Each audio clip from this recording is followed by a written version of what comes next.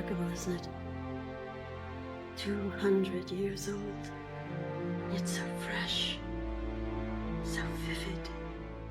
Some called him the half-mad genius. Others simply thought of him as the mystical engraver who lived in his own private universe. But all that is just surface level. Beneath lies something more eternal, it's almost, if not entirely, divine.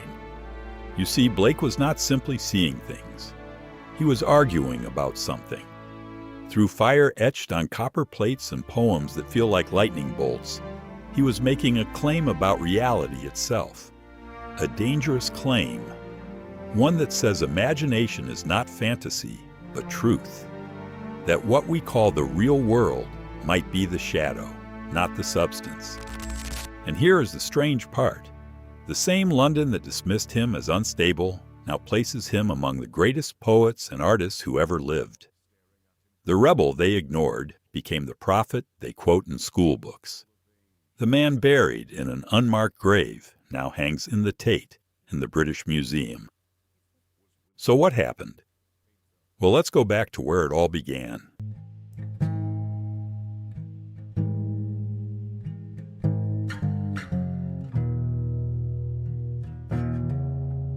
Madman, I have been called. Fool, they call me. Yet I wonder which they envy, thee or me. William Blake was born on November 28, 1757, in the crowded pulse of Soho, London. He was born above his father's modest hosiery shop into a household shaped by dissenting Protestant beliefs. That meant intense Bible reading, moral seriousness, and a certain distance from the official Church of England. Faith was not abstract in that home. It was alive, debated, breathed. Blake never attended elite schools. His education was mostly at home, at least in the early years.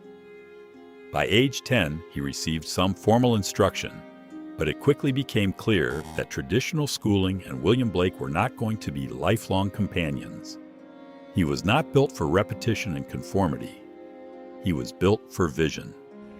I thank God I never was sent to school, to be flogged into following the style of a fool. At 4 years old, he told his parents that he saw God put his head through the window. Most children invent imaginary friends. Blake claimed divine visitors. At 9, walking in the countryside, he said he saw a tree filled with angels. Not metaphorically, literally. Angels crowding the branches, shining like a second harvest of light. It is easy to smile at stories like that. But pause for a moment and consider what it means for a child to insist that the invisible world is as real as the visible one. Not as a poetic exaggeration, as a fact. His mother once punished him for talking about his visions. It was the first clash between imagination and authority, but it would not be the last. But here is what makes Blake different from a delusional child. He did not merely see, he translated. His father noticed that the boy could draw, not casually, with intensity. So at 14, Blake was apprenticed to James Bessiere, a respected engraver. It was a 7-year commitment, a technical grind that required patience, discipline, and precision. This was not the life of a drifting mystic. This was craft. And ever since then, I've thought that drawing from life is more like drawing from death. Nature weakens. By 21, Blake entered the Royal Academy schools under Joshua Reynolds, the reigning authority of British art. Reynolds preached balance, decorum, and adherence to classical standards. Art, in his view, required rules, but Blake disagreed, not politely, fundamentally. The child who saw angels and trees would grow into a man who tried to redraw the universe, and London was not ready for him. As a young man, Blake fell for a woman who ultimately rejected him. He took it hard. Friends later suggested that the disappointment deepened his inward turn. Whether that is romantic myth or psychological fact, what followed is undeniable. In 1782, Blake met Catherine Bocher, the daughter of a market gardener. She was uneducated, unable to read or write. By the standards of London society, she was an unlikely match for a fiercely imaginative engraver with philosophical ambitions. But Blake did not care. He taught Catherine to read and write. He taught her to draw and to color prints. Slowly, patiently, he brought her into his creative world, and she stepped into it fully. Their marriage became a collaboration in the truest sense. While Blake etched copper plates and wrote poetry, Catherine inked them, hand-colored them, and helped bind the finished books. Every illuminated work that left their home carried both of their labor. There were no assistants, no publishers backing them, no factory production lines.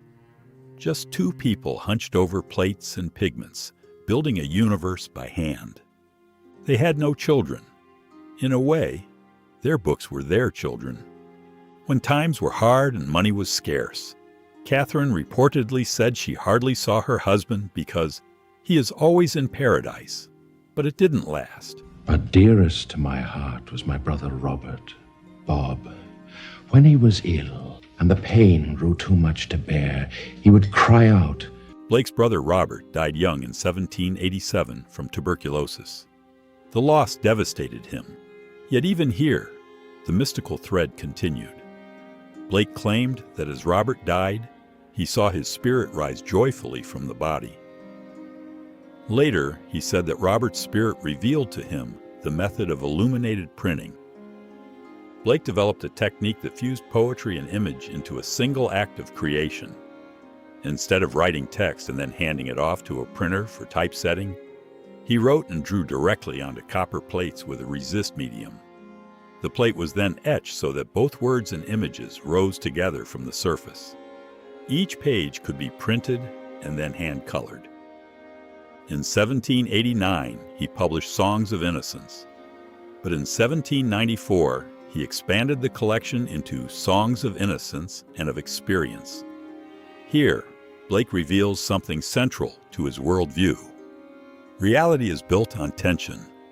Opposites are not mistakes. They are necessary. That insight erupts fully in one of his most provocative works, The Marriage of Heaven and Hell, composed in the early 1790s. This was not a polite theological essay. It was a literary detonation. Blake refused to accept the conventional split between good and evil as clean categories. He reimagined heaven and hell as states of consciousness. Heaven represented passive reason, rigid morality, and oppressive restraint. Hell symbolized energy, desire, and creative force. In one of his most quoted lines, he wrote, "Without contraries is no progression."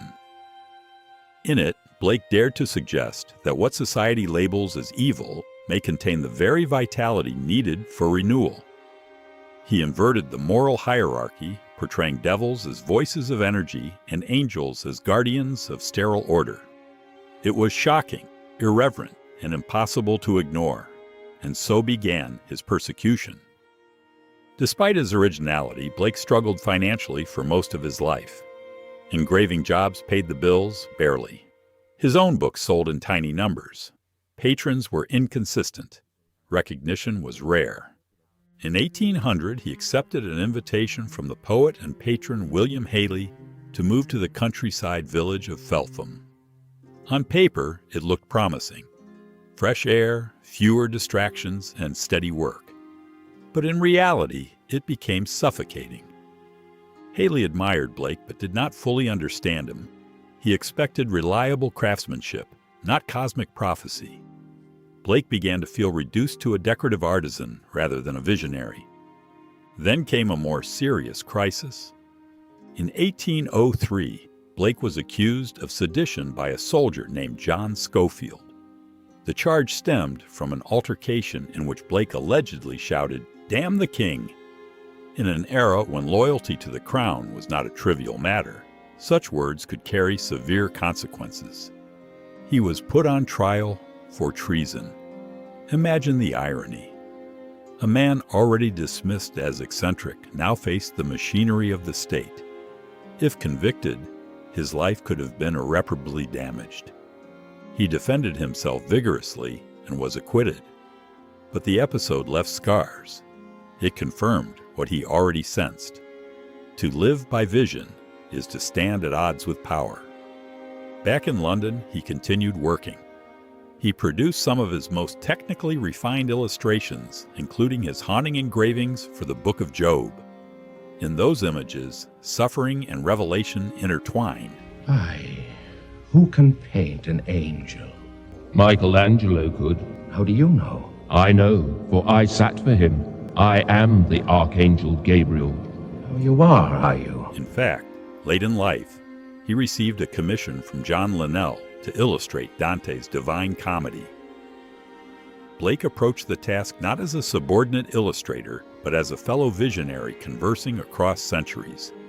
He completed over 100 watercolors, pouring into them his own interpretive fire.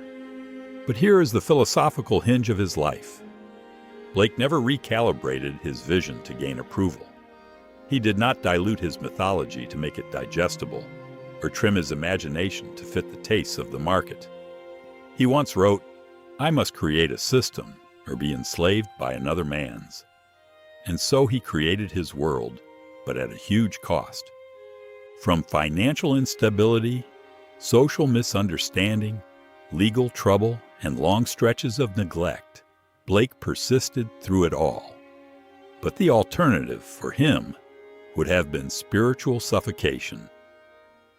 By the time William Blake reached his later years, he was no longer trying to convince the world of anything. He had already decided what was real. He continued to see visions, not metaphorically.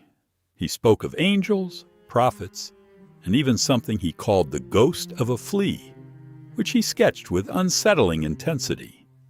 He painted large frescoes that failed to attract much attention. He labored over detailed engravings. He revised and expanded his prophetic books, deepening the mythological universe he had built across decades. Characters like Urizen, Los, and Orc were not random inventions. They were embodiments of psychological and spiritual forces. Then came the Dante Commission from John Linnell.